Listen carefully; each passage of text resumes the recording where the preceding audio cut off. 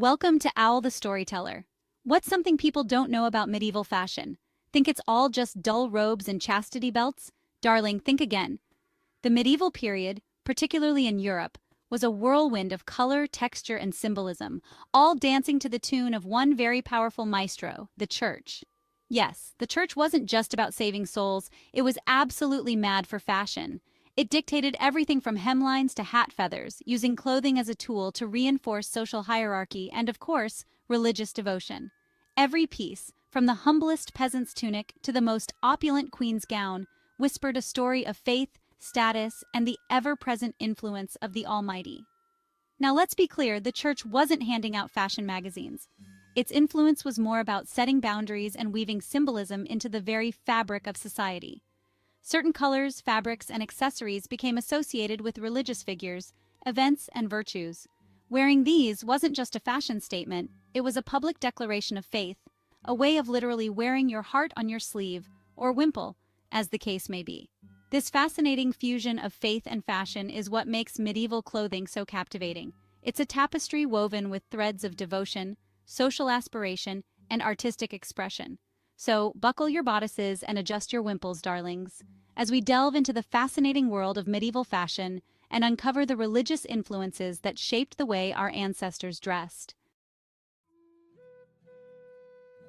In the sartorial symphony of the Middle Ages, headwear played a starring role, a crucial element in the grand tapestry of medieval fashion.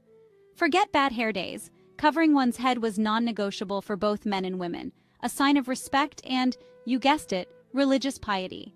It was a daily ritual, a societal norm that transcended mere fashion. But within this sea of covered crowns, a dazzling array of styles emerged, each whispering tales of faith, status, and social aspiration. These headpieces were more than just accessories. They were statements, declarations of one's place in the world. For the men, there were simple coiffes, snug caps that kept their hair tidy and their ears warm. These were practical, yet essential, a staple in every man's wardrobe. Think of them as the medieval equivalent of a beanie, but with less hipster irony and more utilitarian purpose. Knights, ever the peacocks, strutted around in helmets that morphed from practical battle gear to elaborate status symbols, often adorned with plumes, crests, and enough metalwork to make a chandelier blush. These helmets were not just for protection, they were a display of power and prestige. Women's headwear was a whole other story, darling, a realm of creativity and symbolism. The wimple, a linen cloth covering the neck and often the chin, was ubiquitous, a symbol of modesty and respectability. It was a canvas for personal expression, often embroidered or adorned with delicate lace. Then there were the veils, ranging from simple squares to elaborate constructions that flowed down the back like a waterfall of fabric. These veils were not just about modesty, they were about grace and elegance. The message was clear: keep it covered, ladies. But within those coverings, there was room for individuality and style.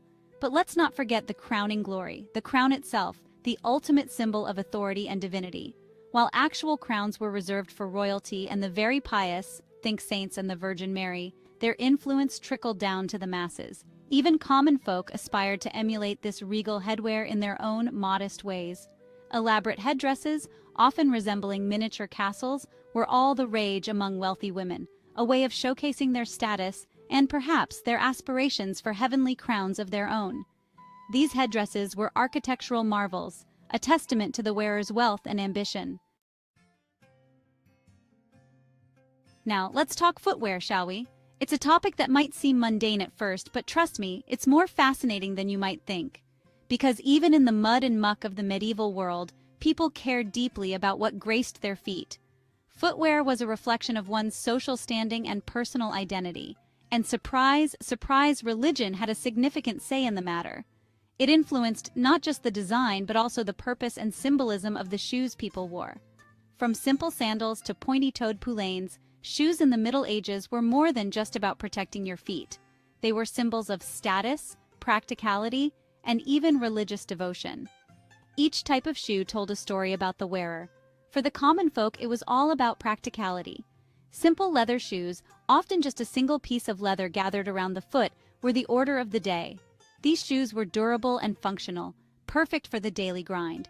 Think of them as the medieval equivalent of your comfy slippers, perfect for a hard day's work in the fields or, dodging chamber pots emptied from windows. They were the unsung heroes of medieval footwear.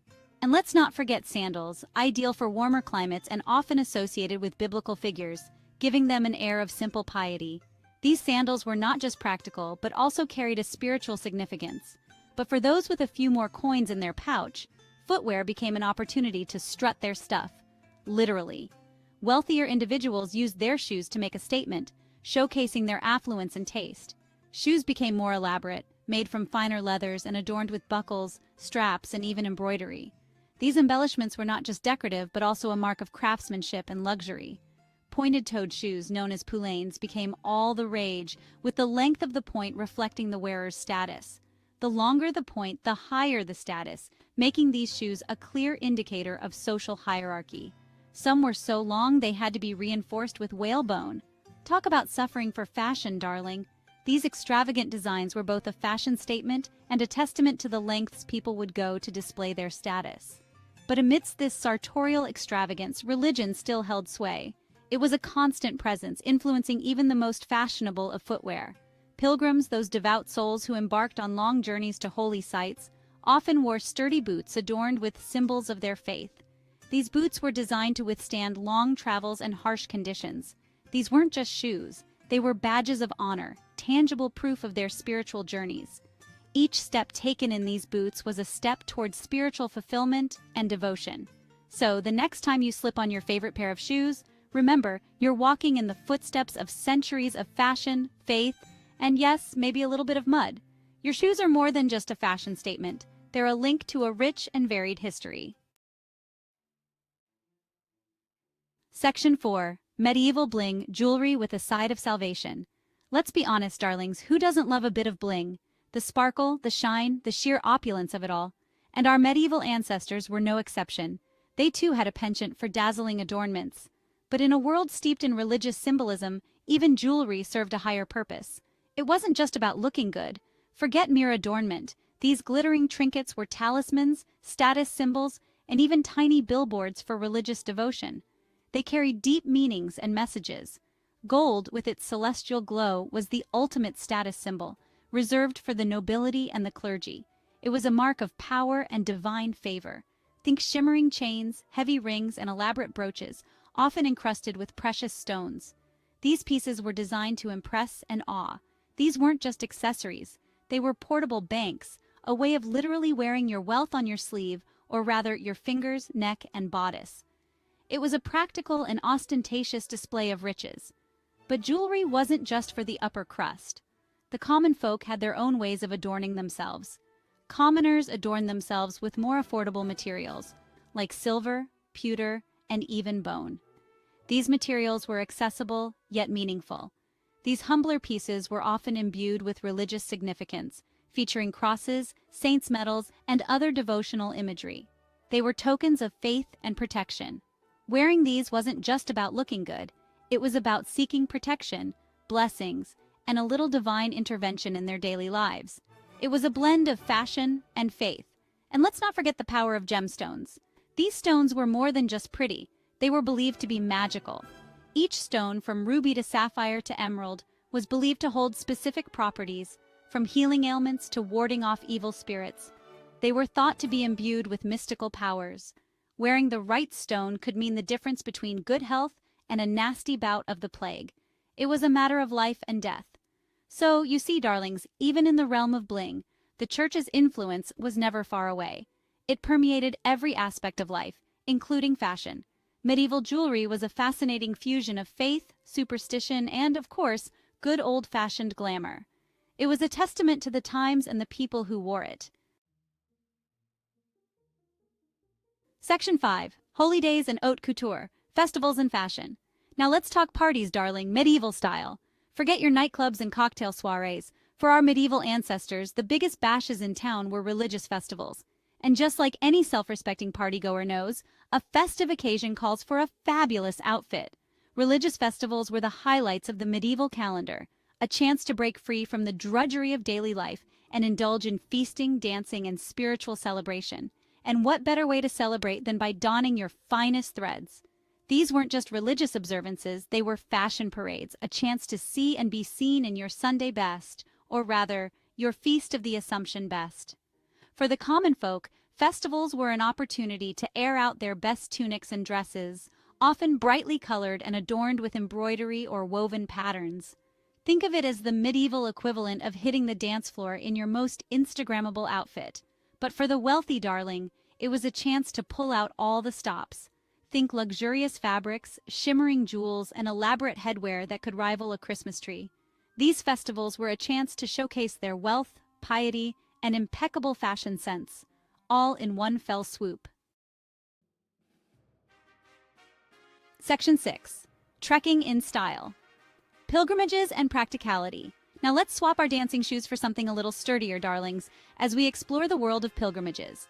These journeys to holy sites were more than just religious quests. They were adventures, tests of faith, and believe it or not, opportunities to showcase some serious travel style.